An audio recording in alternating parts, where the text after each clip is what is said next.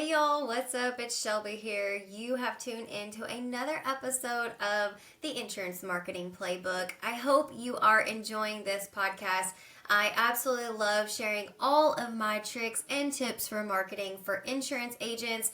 I do a lot of marketing for insurance agents across the nation, and I am here just to give you free advice. Maybe you're an agent, maybe you're someone that works for an agent, or maybe you're a marketing agency trying to get into the niche of insurance marketing, and that's what I made this podcast for. So let's dive on in today on the power of personal branding for insurance agents.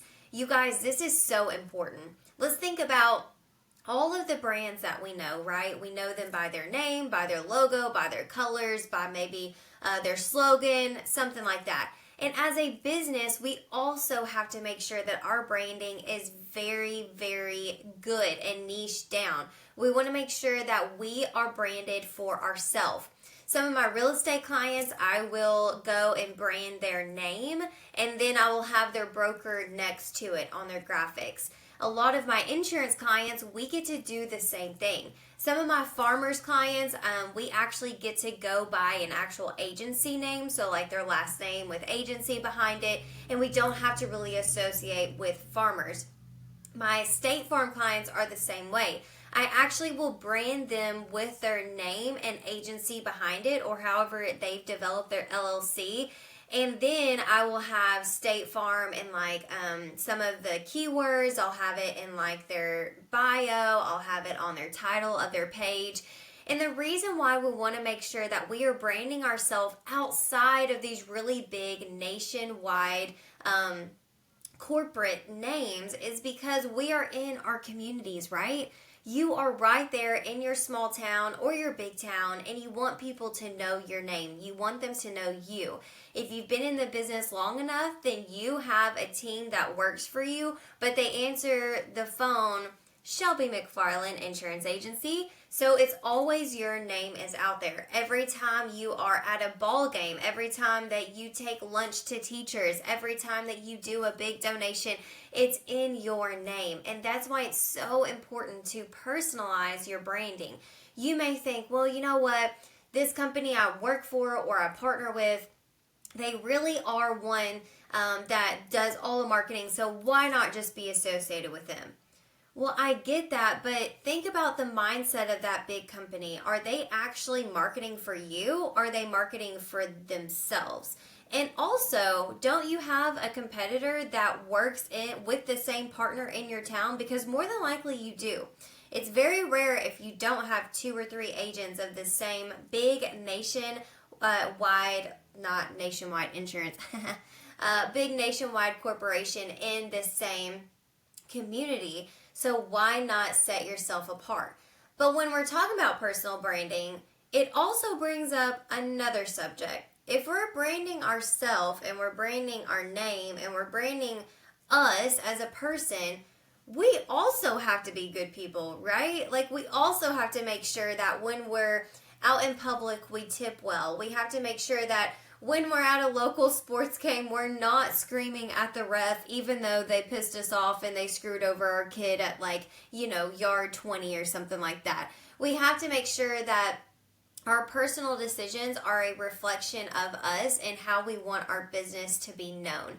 So whatever your business values are should also reflect what your personal values are, and vice versa. We want to make sure that we are the person, or we are the brand, and our brand is us. So whenever you go out in public, I want you to be true to yourself. Don't be fake. Don't act like, oh, I'm better than everybody. Like, it's okay to be authentic. It's okay to make mistakes, but also you need to own up to that stuff, because we want to make sure that when we do make those decisions in our community or as a person, that we know it's going to affect our business.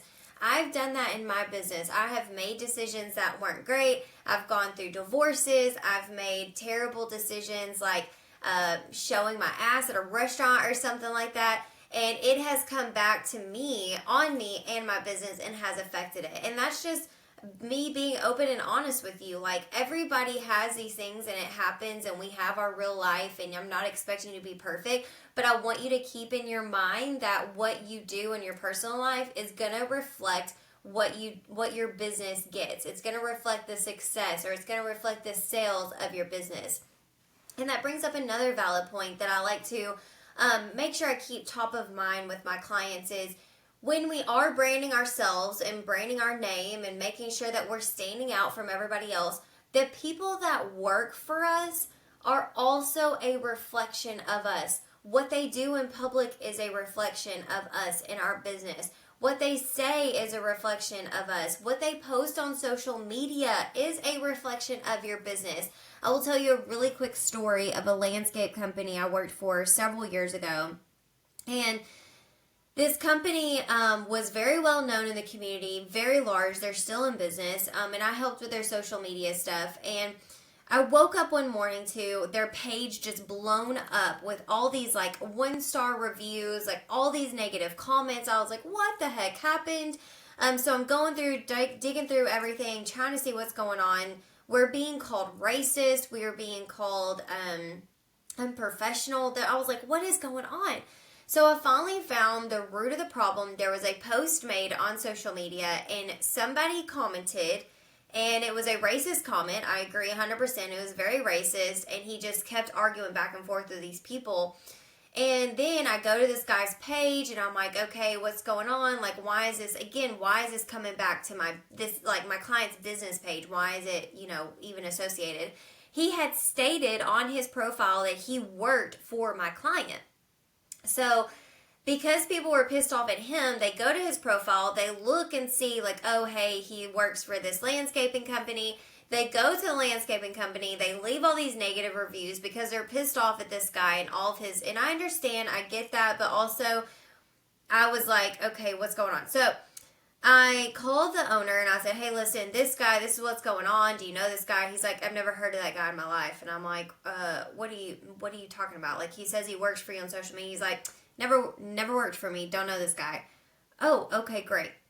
So I had two options. One, I could just leave it alone and be like, okay, it's going to die out, whatever. And my other option is the one I went with was, you know what? I'm going to take a chance. I'm going to message the guy. And I'm going to say, hey man, like, I represent this landscape company. It says that you work for us, but you really don't work for us. So will you please just take that off of there? You have more than, like, all your free will. Say whatever you want on social media, but now it's a reflection of this business that you've never worked for. So I sent him this message, and about an hour later, he messaged back, like, I'm so sorry. He was very apologetic about it, and he took it off of his profile. I was like, oh, thank God. Okay. So we got that done, but I had to go back and do all of, cleaning up of the reviews. I had to, respond to all of them, explain to them, like, hey, this guy doesn't work for us. We are so sorry that this happened, all this stuff. And a lot of people took their reviews down. A lot of people deleted their comments. I did still have a few people that just didn't believe me and acted like I was just trying to cover it up, all this stuff. So that is a really, really great example that I like to use with my clients and be like, listen, what people do that work for you is a reflection of your business and your values as well as your branding, and it will affect your sales either positively or negatively. So how can you avoid that? It's really simple. Have a social media clause, or have it in the contract with your employees, or even have a social media agreement that is separate from their employment agreement, so they know exactly what is expected of them on social media, and if they go against that, then they'll get marked up or fired or whatever you so choose to do on that. So today's episode, all about let's personal brand you outside of the partner that you work with for insurance, of who you sell for, because it's all about you, all about your business, all about your name in your community. That's what people care about.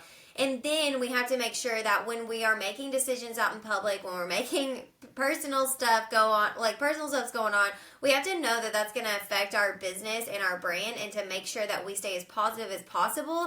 And then all of our employees also have to make sure that they are understanding, okay, these are the things that this company values, and I need to make sure that I'm attracting those same things. I need to make sure that I'm putting out that same energy into the world, and not being stupid on social media. So All right, guys, I'll catch you on the next episode of the Insurance Marketing Playbook. Y'all have a good one.